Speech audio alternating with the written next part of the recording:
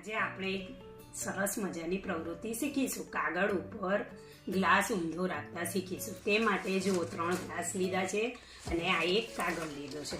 હવે આ બંને ગ્લાસ વચ્ચે અંતર રાખીને આપણે એના પર ગ્લાસ કાગળ મૂકીશું અને કાગળ ઉપર ગ્લાસ મૂકીશું. તો જુઓ, ગ્લાસ પડી જતો દેખાય છે. તો હવે તેના માટે શું કરીશું? હવે તેના માટે આપણે આવી રીતે કાગળને ફટાફટ આગળ પાછળ ઝીણી ઝીણી પટ્ટીઓ વાળીશું.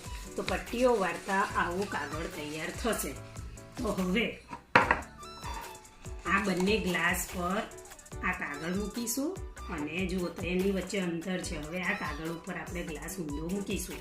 તો તમને દેખાય છે ગ્લાસ ઊભો રહ્યો. પહેલા ગ્લાસ નહોતો ઊભો રહેતો, હવે આ ગ્લાસ ઊભો રહ્યો. તો તમને આ પ્રવૃત્તિ ગમી? તમે પણ આવી પ્રવૃત્તિ જરૂરથી કરશો.